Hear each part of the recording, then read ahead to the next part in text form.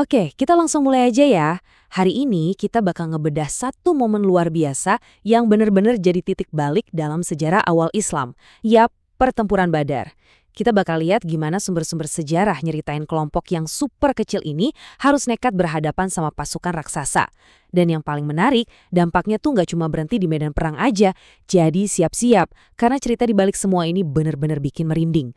Nah, buat paham seberapa gila situasinya di tahun 624 Masehi waktu itu, coba deh kalian perhatiin angka-angka ini. Di satu sisi ada pasukan muslim yang jumlahnya benar-benar dikit, cuma 313 orang. Kendaraan mereka cuma 2 ekor kuda dan 70 unta yang harus ditunggangi gantian.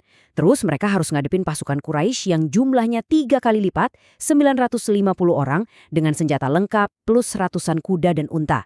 Di atas kertas sih ini barat semut ngelawan gajah. Tapi, kalau kalian mau tahu seberapa besar tekad pasukan underdog ini, kalian harus dengar cerita soal Umair. Dia ini baru umur 16 tahun loh. Saking kecilnya badan Umair, pedang yang diikat di pinggangnya tuh sampai nyeret-nyeret di tanah pas dia jalan. Awalnya dia bahkan nyoba sembunyi karena takut disuruh pulang. Tapi saking bulat tekadnya, dia akhirnya diizinin buat maju ke garis depan. Luar biasa kan? Jadi gimana ceritanya bisa sampai pecah perang? Semuanya tuh eskalasinya cepet banget. Awalnya cuma misi buat nyegat karavan dagang yang bawa harta umat muslim yang dirampas. Tapi Abu Sufyan yang mimpin karavan itu pintar. Dia tiba-tiba putar balik, ganti rute. Ini yang bikin Quraisy akhirnya ngirim pasukan besar. Terus, malam sebelum perang, umat muslim main strategi cerdas dengan ngamanin sumur-sumur air. Ketegangan ini terus memuncak, sampai akhirnya terjadilah konfrontasi di pagi hari itu. Tapi tunggu dulu. Sebelum pasukan utama saling serang, ada tradisi kuno yang namanya Mubaraza. Singkatnya, ini tuh duel 1 lawan 1 antar jawara elit dari kedua belah pihak. Ini bukan sekedar ajang pamer otot ya. Mubaraza ini benar-benar pertaruhan psikologis buat ngeruntuhin mental lawan sebelum perang besar benar-benar dimulai. Dan di babak pembuka yang brutal ini, jawara-jawara muslim sukses numbangin para pemimpin tangguh Quraisy. Hamzah dan Ali dengan cepat ngabisin lawan mereka. Sayangnya, Ubaidah terluka parah pas lagi duel sengit. Tapi menurut catatan sejarah, dia gugur dengan senyuman, benar-benar nemuin kedamaian dalam pengorbanannya. Kalau kita baca narasinya, keunggulan pasukan Quraisy yang bawa jenderang, nyanyian, dan jumlah pasukan yang masif itu, pada akhirnya kalah telak sama mental spiritual kaum muslimin. Bayangin aja, keyakinan yang super kuat ngelawan arogansi material. Teks sejarah juga nyatat adanya keajaiban waktu itu, kayak debu yang bikin buta pasukan Quraisy, hembusan angin yang kencang banget, sampai dukungan dari para malaikat. Terus tibalah kita di klimaksnya. Abu Jahal, komandan Quraisy yang paling ditakuti dan sering ngeremehin kaum muslimin cuma sebagai gigitan kecil, justru nemuin ajalnya dengan cara yang ironis banget. Komandan arogan ini nggak ditumbangin sama jenderal veteran, tapi malah sama 2 pemuda bersaudara yang nekat nerjang dia di tengah kasarnya medan perang. Tapi jujur, yang bikin geleng-geleng kepala dari Abu Jahal ini adalah arogansinya yang nggak luntur sampai titik darah penghabisan. Waktu dia udah terkapar dan mau mati, dia masih sempat-sempatnya ngomong dengan nada merendahkan ke Abdullah bin Mas'ud. Dia benar-benar nolak buat ngaku kalah. Sebuah akhir yang dramatis banget buat salah satu penguasa paling ditakuti di Mekah. Pas debu pertempuran akhirnya reda, coba tebak berapa korban jiwa dari pihak muslim?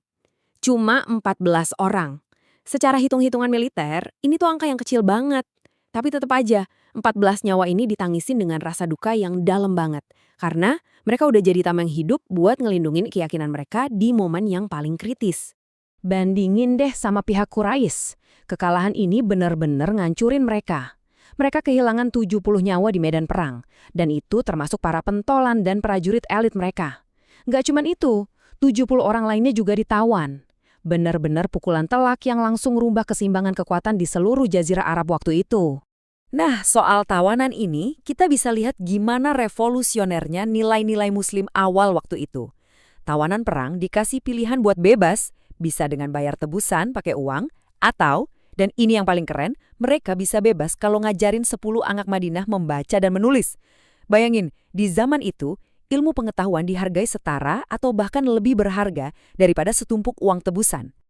Oke, kita masuk ke bagian selanjutnya, titik balik epik. Kita bakal geser fokus dari urusan medan perang ke kehidupan rumah tangga sang nabi. Pasukan emang pulang bawa kemenangan besar ke Madinah, tapi di saat yang sama, narasinya berubah jadi sangat intim dan sedih. Bayangin aja perasaan beliau, pulang disambut kemenangan epik, tapi ternyata putri tercintanya, Ruqayyah, meninggal dunia. Sumber sejarah nyatat kalau sepanjang hidupnya, sang nabi harus ngelewatin ujian berat kehilangan 6 anak beliau. Tapi di tengah duka yang bertubi-tubi itu, beliau tetap bisa jadi pilar kekuatan buat umatnya. Benar-benar ketegaran yang luar biasa. Kalau kita telusuri lebih jauh, sumber sejarah nunjukin kalau pernikahan-pernikahan beliau di kemudian hari itu sebenarnya sangat strategis buat pendidikan agama.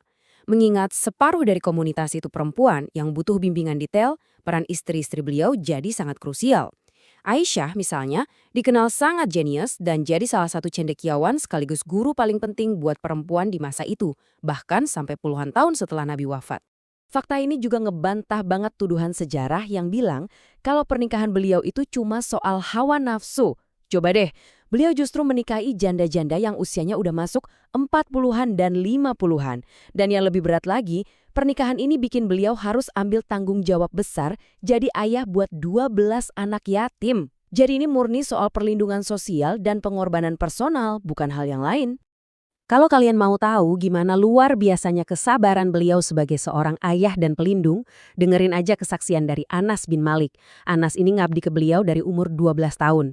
Selama 10 tahun ngebantu urusan beliau, Anas bilang dia nggak pernah sekalipun dengar satu kata kasar atau teguran marah keluar dari mulut sang nabi. Gila kan, standar kesabaran kayak gini tuh susah banget dicari tandingannya. Jadi intinya, sebagai seorang pemimpin, beliau tuh kayak paket komplit yang sangat seimbang. Beliau penuh kasih tapi tetap adil, cinta damai tapi nggak ragu bertindak tegas kalau ada ancaman bahaya. Keseimbangan karakter inilah yang bikin beliau jadi figur sejarah yang sangat ikonik. Buat kita sekarang, ini ngajarin kalau jadi pemimpin itu ya harus tahu kapan mesti lembut dan kapan mesti tegas. Tapi sayangnya, masa damai di Madinah itu umurnya pendek. Kali ini, percikannya datang dari dalam. Suku Bani Qainuqa terang-terangan melanggar perjanjian damai dengan melecehkan seorang perempuan muslim di pasar. Dari situ, situasi langsung panas dan malah berujung pada terbunuhnya seorang sahabat yang nyoba ngebelain perempuan tadi. Wah, ini sih bener-bener udah ngelewatin batas. Karena provokasinya udah kelewatan, respons yang diambil juga nggak main-main, cepat dan tegas. Daripada biarin konflik sipil makin berlarut, pasukan muslim langsung ngepung benteng suku tersebut. Setelah 15 hari dikepung, mereka akhirnya nyerah ketakutan. Hasilnya, suku Bani Qainuqa diusir total dari Madinah demi ngejaga keamanan kota. Nah, pas lagi repot ngurusin konflik internal di Madinah, kita lihat yuk apa yang terjadi nun jauh di Mekah. Abu Sufyan sekarang udah ambil alih posisi puncak Quraisy. Dia ngumpulin sisa-sisa elit Mekah yang lagi penuh amarah dan duka gara-gara kekalahan di Badar. Tujuan mereka cuma satu, balas dendam habis-habisan.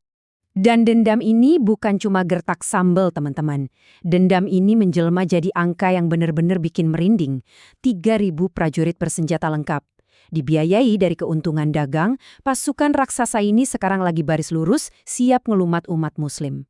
Sekarang bayangin, ada 3.000 pasukan haus darah lagi jalan menuju umat yang jumlahnya jauh lebih kecil dan masih seumur jagung. Dengan ancaman mengerikan yang siap meledak di pertempuran Uhud ini, pertanyaannya cuma satu. Gimana caranya mereka bisa bertahan hidup dari ujian yang kelihatannya mustahil ini? Apa strategi gila yang bakal mereka pakai? Kalian pasti penasaran kan? Simpan rasa penasaran kalian, karena ini baru permulaan.